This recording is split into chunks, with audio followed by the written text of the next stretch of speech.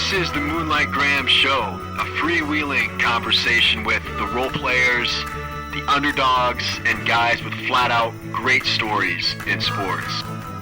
Hello and welcome back to the Moonlight Graham Show. Once again, I'm your host, Tim Flattery, and our episode today is titled Everything That We Love About Sports. If you've been following this season of the podcast, you probably remember earlier this season, the trusted co-host Tom Griffin and I sat down in a sauna. That's right, a sauna, and we recorded an episode that was titled Everything We Hate About Sports. And we went in the sauna, we recorded in a sauna until we could not stand the heat anymore, and we're doing the exact same thing today. But this one, it's a little bit more optimistic of an episode. It's called Everything We Love About Sports. So Tom and I, we sat with our recording devices in the sauna for about 40 minutes talking about everything we love about sports. And with sports coming back real soon, we're on the brink of sports coming back. We thought it was a great time to highlight everything that we love about sports, whether it's baseball, basketball, football, our experiences in sports, and we had a ton of fun doing this. And guys, this is the very last episode of this season of the podcast. That's right. We are wrapping up season 8 of the podcast right now. We have done 30 episodes of the podcast this season, so it's time for us to take a little bit of a break. We're going to take a little time off, get some more interviews done, try to figure out, regroup, how do we make the podcast even better for season 9. We will be back. We've already got some stuff lined up in the store for season 9, but we're going to wrap up season 8 with everything that we love about sports. And as we are wrapping up this season of the podcast, guys, I want to say that this has been our most successful season to date. So thank you so much for listening to the show, for following along, for subscribing, for leaving us 5-star reviews. We really appreciate it. You know, lately we have been selling a new Moonlighter shirt, and we have sold a ton of these. So thank you so much for not only listening to the podcast, but also for supporting us by buying a shirt. It costs a little bit of money to post these episodes, to get them done. So thank you so much. Your support really means a lot to us, and it means a lot when you guys are wearing our Underdog or our Moonlighter shirts out in public. So thank you so much for listening and for buying shirts and supporting the show. Thank you. You know, we did a couple of Moonlight trivia nights over Zoom during the quarantine. Thank you to all those that participated in that. We really appreciated that, and we had a ton of fun doing it. Thank you to all the Moonlighters that have come on, you know, not only through the 163 episodes that we've done, but especially during this season of the podcast, during the last 30 episodes. Thank you guys, you Moonlighters out there that have come on for interviews to be our guests. We really appreciate it. A lot of people ask me a lot how we get in contact with so many of these Moonlighters, and I want to give a couple of shout outs, because it's not like I have everybody's number in my phone, in my Rolodex. You know, it takes some of the people reaching out via social media or sending me private messages or text messages to get folks on. So thank you to Scott Westerberg for helping us line up Denise Long. Thanks to Don Appleby for helping us line up the golf writer Tom Coyne. Thanks to Jenny Harstead, who helped us out with Chicago Bulls assistant Nate Lenzer, who we had on. Thanks to Johnny Bosworth, who lined us up with Matt Thomas. Johnny Bosworth was able to connect us there. Wade Lookingbill, former Moonlighter in his own right, he connected us with Mike Bourne, who was great. I love talking hoops with Mike Bourne. Thanks to Kyle Hetherington for connecting us with Justin Brayton, the oldest Supercross champion in history. Thanks to Andrew Zelmer for hooking us up with rugby legend Paul Emmerich. Thanks to Michael Sandvig, Digger, for connecting us with Lucas Miller from the TV show Alone. Thanks to Taylor Bennett for putting Greg Woods, the marble racing legend, on our radar. Thanks to Tommy Birch for giving us the connection with Matt McCree. And thanks for Clay Rowe, whose grandpa Dwight Siebler was episode 162. Dwight Siebler, of course, was on those 1965 Minnesota Twins teams that went to the World Series. So thanks to everybody that has supported us, that has connected us with Moonlighters. We really appreciate it.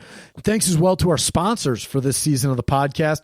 The People's Company, Matt Adams and Andrew Zelmer over at the People's Company are such great supporters of the show. We really appreciate your support.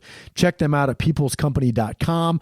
Thanks as well to Build Iowa and the Master Builders of Iowa. Ben Hammis over there has been a huge supporter of the show. If you guys are looking for a job in the construction industry, head over to buildiowa.com, and we really appreciate their support as well. And lastly, thanks to everybody on the Moonlight team. My brothers Andy and Neil are big help. My trusted co-host Tom Griffin, of course, is such a great supporter of everything that we do here. He helps me out so much.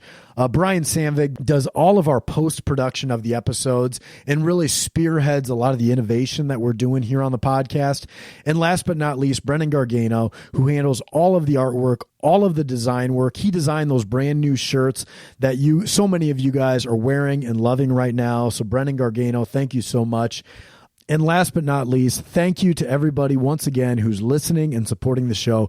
We really appreciate it. Enjoy the last episode of Season 8 of the podcast, Everything That We Love About Sports, with myself and the trusted co-host Tommy Griffin. We're sitting in a sauna and breaking down everything that we love about sports. Enjoy. We are back in a sauna, and this week's episode is on everything that we love about sports. Tom Griffin, once again, the trusty co-host, is with me, Tim Flattery. And the last time we were in a sauna, we talked about everything we hated about sports. And so this time we're following it up with everything that we love about sports, and we're going to sweat it out here in the sauna. Right now it is 80 degrees, about 78, 80 degrees, Tom, here in the sauna. And let's talk about everything that we love. The list is going to be pretty long, and here's how we're going to do it. Last time with everything that we hated, we kind of just rambled through them, and it was a lot of fun. There's way more things that we love about sports than we hate about sports, so we're going to break them up into 3 categories. The first category is going to be fan experiences, things that you love as a fan. And then we're going to do some rapid fire in the middle, and then we'll end it with like those personal athlete type experiences as well, everything that we love about that. So let's rock and roll, Tommy. Welcome to the show. I am so ready to go. So glad to be back in the Hidden Acres. The security guard remembered me. Yeah, so the I got security through. guard. That's right. That was no problem. Got right through the gate, got in here. We're at a mansion right now. It is among the most beautiful places on earth. There's no doubt about that. We're at the Taj Mahal of Clive, Iowa. Except for the dead wife part of the Taj Mahal. We are at the Taj Mahal of undead wives. Shows how much I know about the Taj Mahal. I have no idea what it really is, other than that it's in India and it's really pretty. Was it like built for a dead woman? It was built for a king's wife, basically. So I'm a teacher working from home right now, so if we want to go that route with this, we can just spin this forward. It could be everything we love about learning at home. So let's kick it off. Everything that we love about sports, fan experiences first, Tom. And my first one is, as a fan growing up, there's not much better than Friday night high school football games. And as a kid growing up, all of your heroes are playing for the high school. But the best part about those Friday night games is when you're a kid is playing football behind the bleachers or over by the concession stand. And I feel like so much happened under the bleachers at games when you were a kid, whether it was playing football or having your first kiss with a girl or something like that, under the bleachers, behind the bleachers of Friday night football games, Tommy. I remember getting to the game. You'd come in on one end of Dodger stadiums for home games, and you'd go all the way across to that other entrance that they didn't use, and you would... That was it. I don't remember really watching the games. Even when my older brothers were playing, I might watch for a minute, but I was there for the action with my friends. Yeah, we're keeping an eye on the scoreboard to see how everything's going, but in reality, we're there to have fun. Oh, absolutely. And I can remember my parents being like, "We're not going to pay for you to get in to just go screw around." Well, thanks, you did. What's first on your list, Tom? My first thing is just kind of the community of sports, the fact that sports bring us together. And I think that's super clear now that we don't have sports, that sports bring people together. As fans, being in the stands next to people you don't even know, high fives, hugs, and celebrations pre-COVID, or just the fact of a community cheering on their team when they qualify for state and everybody's wearing the same t-shirt. like sports bring us together. It's always fun when you are playing a game and like you make friends with the guy that's you're sitting next to. And for that 3 hours, you guys are best buddies, high five in every first down, high five in every made 3-pointer, but you don't even know the guy's name. Exactly. And it doesn't matter. Another thing I was thinking about was when you're kind of going through an airport or you're going through the mall or something and you got the Hawkeye shirt on Right. and people are like, go Hawks. And you're like, go Hawk. I mean, even if you're not a Hawkeye fan, at least I think you can appreciate just like that connects us. How about when you're going to a game, right? So say you're going to Wrigley Field or you're going to Notre Dame Stadium and you're walking up the ramp to the field and you catch a glimpse of the actual playing surface for the first time. Like it's one of the great moments, right? And all of a sudden you get butterflies in your stomach and it's just like this hallowed ground. It's one of my favorite things about attending games. Oh man, my brothers and my dad and I got to go to a Notre Dame game 2 years ago. That was like our Father's Day gift from my mom to each of us. And so we had 2 separate sets of 2 seats. So I sat with one of my brothers and my dad and my other brother sat. So we're around all strangers and we're doing this together for the first time. And seriously, it's just one of the best memories of this great experience. The one thing about that, though, is it's better when it's natural grass. For some reason, like the fake turf, and I have a problem with fake turf anyway, but like that site, the first site when it's fake turf, it doesn't have the same effect as like a freshly manicured field. That's one of mine that I'm saving for later, the freshly manicured grass. But being down field level, doing a tour at anywhere, Jack Trice, Kinnick, Right. or at Notre Dame, it's just, I don't know. Being a fan, you love it. We are now at 100 degrees, Tom, and it's time for your second best fan experience All that right. you love. It is connected. Tailgating. Absolutely. I absolutely love tailgating. And I went to University of Iowa, so we had the apartment party right by the stadium. But then going to Iowa State games, even though I'm not a Cyclone fan, like just the tailgating atmosphere, being there, the camaraderie, the food, the drinks, the culture, the kids playing games, like everything about tailgating is awesome. What's the best tailgate you've ever experienced? Oh, wow. So I have like 2 phases of my tailgating life. My undergrad tailgating, we started real early. I can remember good buddy Nick Sandvik getting in bed with me at like 4 a.m., like cracking a beer in my ear, and it's time to tailgate for, like Ball State or something. Yeah, because Iowa City, they get up at like 5 in the morning, play the fight song. Oh, yeah. We would blare that thing. But then there's like the second phase. Like as an adult, Iowa State games, tailgating in like the grass lots and Ames. I can remember doing that. I can remember doing that with you. That is just an awesome experience, especially when the Hawkeyes win. Yeah, I actually had tailgating as the next thing on my list as well. But the next thing I have was along those same lines as concession stand food. So I asked my wife, I'm like, what's your favorite thing at sports? And she goes, going to the concession stand and getting popcorn. Like popcorn at sporting events, along with movie theaters, it's like the best. And she's right. Like it's not a full game experience until you get something from the concession stand. At least in a baseball game. Like if I go to a baseball game and I don't have a bratwurst and a beer, it's like I wasn't really there. And I just love that experience of like Cracker Jacks or popcorn, a dog, and a beer at a ball game. I love peanuts at a baseball game. It is just like the best. Yes. Like You're throwing the shells on the ground. Exactly. Yes. It's so like socially acceptable just to be like gross. Like they taste better at a ballpark. What's your go-to concession stand item? I'm classic. A beer and a hot dog. Like I want a beer and a hot dog. But then when the peanuts guy's walking by, peanuts. Or I'm in. those little malt cups too, with the little malt cups with the wooden spoon. Yes, but then the wooden spoon will break if it's too cold, and then you have a splintered wooden spoon. So you flip it to the other side, and if that side breaks, you're totally screwed. You just got to wait till it melts. We are now at 115 degrees. Tom, what's next on your list? It got hot. It's getting hot in here. Something that I've grown to love as a fan, kind of connecting to all the stuff we've talked about so far, is having a team as a family. So like we are Packer fans. Yeah. So my kids are in Packer stuff. Even my wife didn't care about the NFL, but so even now she's got Packers t-shirts. Like they'll watch the game. My 2-year-old was in a Packers jersey today for whatever reason, but I love having a team as a family. That's a really good point because I think sports really tie generations and families together too. And, I had my grandpa on the podcast and I've had my dad on the podcast, and sports are those things that can tie families together. And so I can talk about Notre Dame football with my grandpa and it's still relevant today. Like his stories from, Paul Hornung are still relevant to my modern day Notre Dame stories, or like the New York Yankees.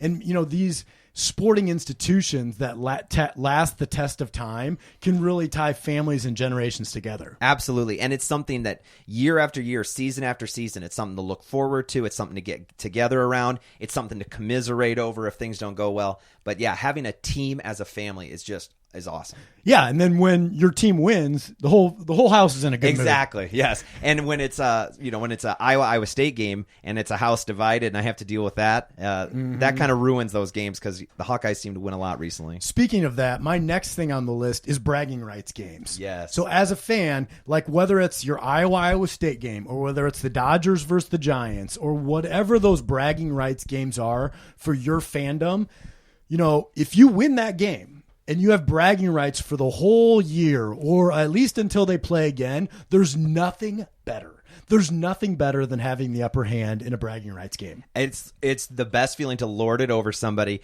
when it's Packers Bears and the Bears have a terrible draft pick even, right? Like I can text them. I'm like, you have 14 tight ends on your team now. Like, what are you doing? And then it's also high stakes when you lose. That's really stressful when you lose. But man, when you win though, oh my gosh. So, Tommy, what's next on your list? We have now hit 135 degrees. So, again, staying on kind of the same line, high-stakes games, playoffs in any sports or championship games in any sports. I could watch Stanley Cup finals, playoff baseball, I don't care what it is. It doesn't matter what team's playing. I love the high-pressure, high-stakes games. Every guy is given everything he's got on the court, on the ice, whatever. Any playoffs, any championship game, I could sit down and watch. Oh yeah, and I mean, and to that point, like when there's an underdog in the room, especially like for me as a fan, when I'm laying on the couch on a Sunday afternoon, and some guy you've never heard of is in contention of the Masters, or like Tom Watson at like 67 years old is making a run for the British Open, and all of a sudden you got this underdog to root for, especially in golf. It really works in golf. Throughout that afternoon, you're texting your dad or whatever because golf especially, guys can just come out of nowhere. You can literally have never heard of them before, and then them and Tiger Woods are head to head. And the slow build up, right? The round takes hours, so it's another stroke. It's another. He's at the 13th tee. Golf lends itself to that, and you can just get totally sucked in. Or how about like a big game when everybody's watching the same thing? Yes. Like, everybody that and are friends with, everybody's tuned in to that game. And so that no matter who you text right now, they're doing the same thing that you're doing. And so everybody's on the same page. One kind of connecting back to that, and so this is still on the same thing. When you have big game parties, anytime there's a big game party and you've got something like, I'm thinking Cubs World Series a few years ago, like everybody's in. And you have these parties, and it felt like everybody was rooting for the Cubs. Of course, it's not true, but it's that culture. So I'm hanging out with people I don't even know, watching this game, championship game, big game party. I just love it. The next thing on my list is booing. So I've never been a big booer. Like I only boo ironically. Like when someone else is booing, and I think it's hilarious that someone else is booing, I'll boo along with it just because I think it's hilarious. But what I mean by that is I think it's so funny that people are so fired up about sports that they will boo. Like, not just say you suck, but they will just say boo. Like, to me, it's like one of the funniest things ever, and I encourage it all the time. I never want to start it, but like if somebody else is booing, I will like nudge the person next to me and be like, watch this, and then I will jump in on the booing. A few years ago when Iowa State beat Oklahoma State at home in that huge upset game, I was on ESPN like 4 times booing and like yelling. Like I'm wearing Packers stuff because I'm not gonna wear Cyclone stuff, but I was so into it, that whole fan experience. And then we rushed the field, which is another one of mine. But like those experiences of like being in the crowd, you get sucked in. We are now at 138 degrees, Tommy. It's starting to get hot in here. I'm feeling it. I am starting to sweat pretty good. What is next on your list, Tom? Okay, going a little bit different direction, but when everybody comes together for the Olympics. Like, I love, like everyone the loves. Opening ceremonies? Yes. My wife said she cries during the national anthem when they win gold medals. What a patriot. Oh my, she does love America. But just, like I've got like a Olympic basketball t-shirt or whatever. Like, I don't know. I love getting behind our country. I love that it's like the Olympics, the best version of sports minus doping and like 13-year-old Chinese gymnasts or whatever the story is. Right. But like, I just love like we're all one team except for other countries. That's like the best version of like we're all in this together. That's a good one. I didn't even think of the Olympics when I was putting together this list, but I like that. The Griffins are patriots. Oh yeah, we get into Olympics. Jules went to the Olympic trials a few years ago in Omaha for swimming, and it's like, that's right. Like it's so easy to get behind, and you almost don't want to root against Americans in the qualifying. But once we have that Olympic team, it like Michael Phelps, everybody knows. But then there's all these names that you didn't even know about, but now you like love these people. My next favorite thing, as we tick closer to 150 degrees here in the sauna, is retirement montages. Ooh. So, like before Dirk Nowitzki's last game or Joe Mauer, the Joe Mauer one, I still have a hard time talking about in public. But those sports montages, especially if like you're in the stadium for it, like I was actually in the stadium for Johan Santana's jersey retirement. Didn't even know I bought tickets to that game until we showed up to it. And I cried during Johan Santana's montage before his Twins Hall of Fame ceremony.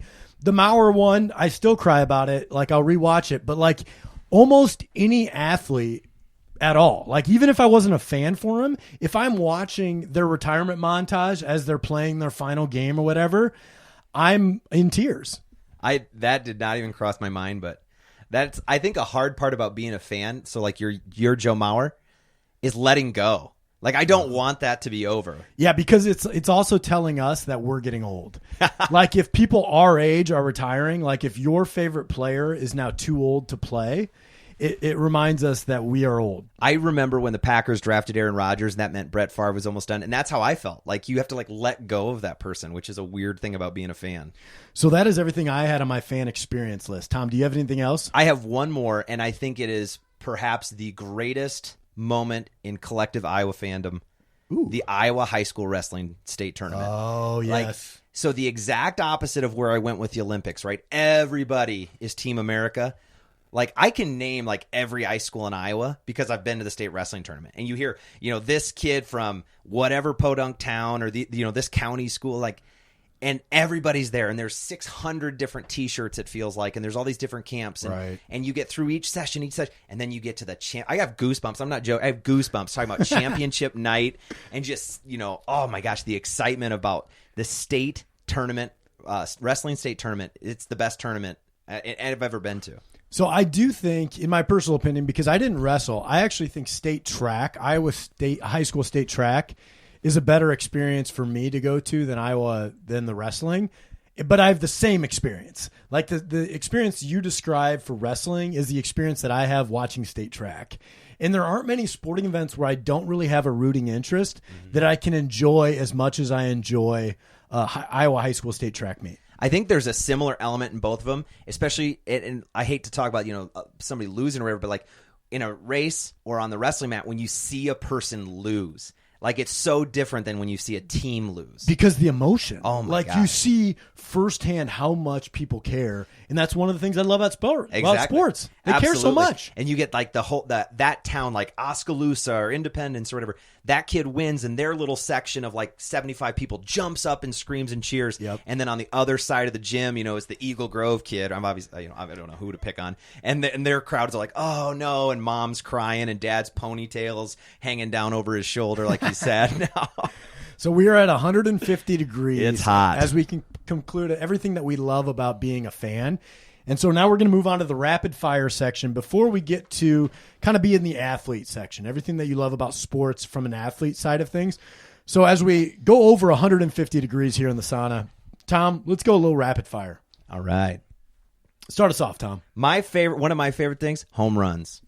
Wow. Hitting them, watching them. You hit 16 of them. I did, I think. Pep bands and marching bands. There's nothing better than like Proud Mary playing and the two high school basketball teams are warming up. Love it. Playing catch. Baseball, football, playing catch. I love it. Nothing more pure than that. Played with my nephew today. It was awesome. Sports documentaries. They've always been great, but like 30 for 30 and The Last Dance and these ones, they're just bringing it to another level, and they're reminding us of like past generations and athletes of how great they are. I feel like they've gotten so good. They're so good. Cold beer at a hot as hell baseball game. Nothing better. Oh my God. 25 ounces of freedom. How about when you hit a ball into the gap, and I'm thinking left center here, and you're rounding first base, like it's a no doubter double. You know you're not going to get 3, and so you're rounding first base in front of the opposing dugout. You know, and there's no better feeling than that right there. Like watching the outfielders, seeing their backs and rounding first base. That's awesome. I'll build on that one. When you're scoring and all the catcher can do is just stand there and watch you stamp on home plate. And get off the plate, right? Oh, I love it. What about shagging fly balls? Oh. You know, the crack of a fungo bat, and it's just you and the fly ball, and all your job is to do is chase down that fly ball before it hits the ground. I literally told myself I'm buying a fungo bat today, playing catch with my nephew. It's just beautiful. Oh, it's the best. Oh, my gosh. Rushing the field. Ooh, good one. I love field rushes. I support court rushes, field rushes. I love it. Yes, brawls. Oh, yes. You know, I'm a big fan of all brawls. Fights in hockey was on my list. Yeah, that's another good one. Fighting in hockey is awesome. The swish of the net. Yes. Right? No rim, just nothing but a hard swish. I'm not familiar with the sound, but I know others. You know. The sound of hitting a golf ball, driving a golf ball, the sound off the driver. Sound of a baseball bat. Crack of a wooden bat. Crack of a bat, yeah. God, that's a great sound. I love that sound of the IOWA cheer. You're an outsider. Right. You'd get it if you were on the inside. 160 degrees in here. A perfectly manicured baseball field, Tom. That was on my list. The chalked lines, the boxes, the spray painted plate and rubber. The way they mow the lines in the outfield. I don't need all the patterns. I just love the lines. The straight crisscross. Oh, my God. Beautiful. So good. Last second victories. Yes. In any sport. Yes, absolutely. Locker room speeches. Yes. Yeah. You know, like a pump-up speech before a game or at halftime. Yes. Like, you know, the coach, this is like the time the coach has to earn his keep. Like, show me what you got, coach. And he's been thinking about it. Yeah. He's been thinking about it. That just made me think of Dick Ty and all the wrong names he used. Right. He never got our names right. Love Dick Ty. He wasn't really a locker room speech guy. No. He was a rosary. No. And let's go do our job guy. On the other side, the raw emotion of a win. Like, just the kids celebrating, the players celebrating, just seeing that on the field. What about team prayers? Oh, yeah. You know, how often do you pray with like 30 other guys? That's awesome, yeah. That walking out on the field together before the game started for football. Yeah. Walking out of the tunnel. Playing under the lights. Great. There's nothing better than a night game, especially as you're a kid growing up, and the first time you get to play a night game under the lights, that's as good as it gets. That's awesome. The wave. I'm pro wave. The wave. Wrigley Field is anti-wave. I'm pro wave. I'm pro wave. The 6th inning of a bad baseball game needs a wave. Give me a wave. Yeah. Sweating. I know it's 170 degrees in here right now, but like a good sweat. Yes. Makes you, you know, it's something you can't replace. Now, like if you don't want to be sweaty, like at a wedding, then it's the worst. But if you're in it to win it, we're in gray sweats right now. I'm pro sweat, like almost all the time. Oh my God. All right. Chants. I love like the IOWA. I love anytime anytime a team has a chant. I love chants. What's the like high school one that was like it's like a call and answer between the student sections? We got Spirit. How about you? Oh, we got Spirit. Yes, we do. We got Spirit. How about you? Oh, I love it. That's a good one, Tom. I like that a lot. How about hearing your name over the loudspeaker? Oh, yeah. You know, I remember, actually, I got a story about this one. Jerry Patterson used to, like in mini basketball, like pre-baseball, mini basketball, he used to announce every guy that scored. You'd score 2 points, and it'd be like, Timmy Flattery with 2 points. Well, one time I scored, and they announced Andy Flattery. They announced my brother, and I went over to Jerry Patterson in the middle of the game and told him it was Timmy Flattery. That's how much I liked hearing my name called. That doesn't even surprise me a little bit. How about the advertisements between innings at Patterson Field? Lemon shake-ups. Oh, the ice-cold lemon shake-ups. Oh, man. It's getting hot in here. It's 170 degrees. My last rapid-fire one is talking on defense.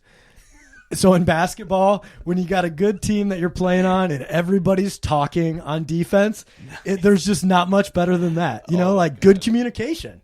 I love that. I love that. Anything else on your rapid fire, Tom? Oh my gosh, we're smiling so big. Like these are such fun things. It's 170 degrees in the sauna, and now we get to everything that we love about sports from like a personal or athletic perspective. The first thing on my list is checking like physical feats off of your bucket list. So whether that's like running a half a marathon, running a marathon, doing a triathlon, like doing these things that you didn't think were possible, and that all you need to do is like do one of them, and it's like, I did that. I don't need to do it for the rest of my life, but you feel like a huge sense of accomplishment. I remember like always said I wanted to run a marathon, and then finally doing one, it felt like a huge accomplishment. And there were some guys I did it with who were like, I will never do that again because I'm done. And I remember being like, I want to do one more to see if I could do it better. And it helps you like in so many other areas of your life. It's like a bunch of walls have now fallen down because I can accomplish things that I didn't think were previously possible. Let the record show my second marathon was actually worse than my first. But nonetheless, I did it again, and I love that. Yeah. My first one is I went big picture, winning. God, I love winning. There's nothing better than winning. Oh, my God. The thing that, I mean, any sport, anything, it's awesome to win. Winning a wrestling match, though, is probably the best feeling in the world. I have never been in a fight as an adult, and I hope to keep that record intact. But when you pin somebody in wrestling, like that's like kicking a dude's ass in public, and everyone sees it. It's a great feeling. What about, you mentioned earlier, like those buzzer beaters, but also a big win, but especially like a buzzer beater when it's like this unexpected victory stolen from the jaws of defeat. Yes. You didn't expect it, and then all of a sudden, like everybody celebrates together. You're all like naked in the showers after the games, and it's just like you'll never have that feeling ever again. There's nothing better than a locker room after a big victory. No, exactly. You're in this together. Like I'm thinking, like in wrestling, when the kid wins and runs over and hugs the coach, or the teammates maul him at the edge of the mat, or the dugout comes out to greet the guy who just hit the game winner. You're like, those moments are just like in heaven. What else is on your list, Tommy? My next one is, this is dorky, but I love letter jackets. Ooh, yeah. I like always wanted a letter jacket my whole life. So when I finally got one, like I loved having a letter jacket, and they've like gone away. Kids like don't wear them anymore. I am on your side. The letter jackets are cool. I'm not going to break it out now that I'm in my 30s, but earning that letter. You had it on last week, Tom, in that Zoom call. I was getting provoked by my colleagues on Zoom. They're texting me to put it on because my office is a closet. Here's another one, and I mentioned this earlier, but like proving people wrong. Like when a coach doesn't have you in the starting lineup, and then you later come to prove them wrong and you earn your spot. Because everything in sports, like unlike other things in life where things can be given to you or you can have a leg up, in sports you really have to earn everything that you have. And the story I have there is my best buddy Digger, Michael Sandvig. He really, his whole senior year in track, he wanted to make the state 4x8 team. They had a pretty good 4x8 team, and I think they ended up winning the state title in 4x8. And he was the odd man out at districts. So he did not get to run the 4x8 at districts. And so they put Digger in the 800, the open 8 at districts, and he was like ranked 5th. The top 3 guys make state. And he ends up running a better time than like 2 of the guys on the 4x8 team, qualifies in the Open 800 and proved everybody wrong. And for him, that's like the greatest athletic accomplishment of his life, because not only did he achieve something, he thought he wasn't going to make state track. He does it on his own, but he also proved everybody wrong. And like those type of accomplishments are amazing in sports. The true like active, living, breathing underdog moments. Right. Like when the guy does it, when he pulls through. Man. Yeah. When the odds are stacked against you, the guy walks up to the plate, he's got a 200 average, this pitcher's got him. Any of those moments that you can like build up the drama to, and you can like see the story unfolding. Wouldn't it be awesome if this 15 seed beats this 2 seed right now? Whatever it is, those moments are so great. Upsets, baby. My next one is, again, going back to just thinking not even the game itself, but like team meals. Thursday night senior dinners for football, or the end of, I don't know, after the weekend, the Sunday night or whatever, Monday night, whatever your team did, having those team meals and those nights together. Yeah, breaking bread with people is really special, especially in sports. My next one is along the lines of teammates. It's being like really good teammate friends with somebody that you'd never be friends with off of the field. So there's certain guys that like you're just don't have the same interest outside of the field, but on the field or on the court, you guys just really, really get along. And there's always that just kind of unspoken chemistry between the two of you that I just love. I think there's something special. I have another one on mine here is like the bus rides. And I think that's part of that. Nice. You spend so much time with that guy on your team that it just forges a friendship. We're at about 187 degrees right now. Similar to your competing one, Tom, the next one on my list, similar to your winning one, the next thing on my list is competing. Like at my age right now, there's no glory in anything that I do anymore. But I still love to go out and just compete. And I love to just go out, and it's not like banter. How's the kids? How's your family? How's work going? It's like, no, we're just going to show up for 60 minutes, me and you, and we're just going to try to rip each other's throats out.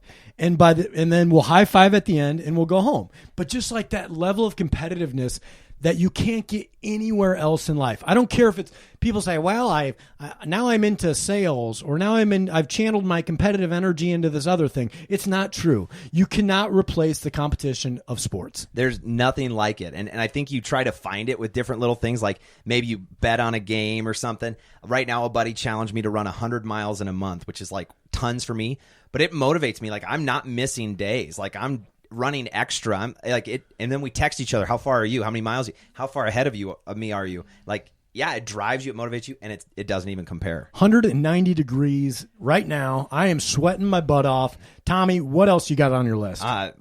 Besides sweat, because I am definitely feeling it right now. That feeling after a hard workout, that feeling after practice or after a game where like you're totally physically exhausted, you're emotionally exhausted, like. But you feel like you did it. And you feel like you accomplished something. Yeah. It just feels, it's like a good tired, a good sore. Like it's a weird, it's hard to describe because a lot of it is actually like negative, but it just feels so good. I brought up unspoken chemistry earlier, and I want to expand upon that a little bit more right now because as it relates to like in basketball, if you just make eye contact with the guy and the other guy knows exactly what you mean, or in, Tom, you caught, I pitched, and like when we would be on the same page as a pitcher and catcher, and I know that the next pitch you're going to put down, you know what I want, and I know what you're going to put down even before it happens, and you get into that unspoken rhythm with a teammate, it's irreplaceable. It is. And then I think it lasts. One of the things I had down is the friendships and relationships that last a lifetime. Oh, like going chicken soup for the sports. Seriously, man. Like we've been friends for 30 years, and it started with playing in sports and stuff, but it gets strengthened by being on a team or going back, you go back to Fort Dodge for something or you go wherever and you see an old coach and they want to know how you're doing. And you call him coach. Yeah, of course. Hell yeah, you call him coach. That is one of the things I like too is when you still call coach. Oh yeah, and they still treat you like you're a player. Like I see Coach Allison not too long ago at something back in Fort Dodge and I'm like, hey, coach, how you doing? And hey, Tommy. Nothing changed. Yeah, you're still the 189-pounder to Coach Allison. Well, I look it. I look it. My next one is reacting on instinct. So, like, you just do things you don't even – like, you've been playing sports so long that things are second nature to you. So, like, whether it's picking a short hop in baseball or, like, sometimes making a diving catch in football or, basketball is all instinct almost, right? And you just do these little things that make you good at what you do. And if somebody asked you, like, how you did that, you probably could explain it if you thought about it for a while. But really, it's just like, I just reacted. That's just how I'm an athlete, man. I just react, baby. I was trying to teach my nephew to step, catch, throw and play fast catch. Yes. I was doing a bad job explaining it. Like, he was not picking up on it. He's also 9. But it's just like one of those things, like, I just was doing it automatically at 35 years old, and still got it. Old softball glove. But, yeah, like, those kind of things that you just do. A wrestling move, like... Yeah, wrestling's probably all reaction totally. Yeah. It's all feel. It's all reaction. And I think that's a funny thing when I was a wrestling coach and you'd wrestle a really good kid who had just finished like 900 wind sprints, so he's extra beat down. But like I could take any one of those guys down, not because I was a better wrestler, but I had that feel. I had that advantage of old man strength. We are at 200 degrees. Tom, do you have anything else on your list? I am melting. Yeah, I got a couple more. One of my favorite things about being an athlete was, and for other people too, but superstitions and routines. Ooh, nice. Every football game, after school, I would go stop at my grandma's house just to talk to her for a few minutes. Grandma Kay. Yeah, absolutely. Before stepping in the batter's box, I'd always say, Mother, my confidence, pray for me. Like, I had a lot of little routines. I wore the same shirt under my football pads for every game of high school. Like, just little things that I know they don't matter, but they still kind of do. Yes. I love them. To that point, like, one on my list is dugout chatter and nicknames. Yes. Like, I love that everybody in baseball is like Tommy, like put a Y at the end of their name, or like, Bogsy, Timmy, like that type of stuff, or like or like your initials is a nickname thing. But then dugout chatter too, like in baseball, whatever you can do to like get people fired up or make somebody laugh to break the tension. Sometimes I always liked whenever we get a hit or something, it's like, now we're cooking with gas. Yeah, just like saying things like that, or like, this guy's toad, like, or you start talking crap about the other team in the dugout a little bit. I love that stuff. And I think the dugout really lends itself because you're totally passive on the sideline in the dugout, but you're really close to the action. Right. It's like the perfect time to chatter. Or like a 2-2 count. Yes. Hey. Yeah, or like you start rub it, rub it, or like when somebody gets hit on your team, you say, don't rub it. Yeah. Or like that, or sprint down to first, or like whatever you're just wearing guys out. Oh, and it just it like brings the team together, like keeps you invested, it keeps you engaged.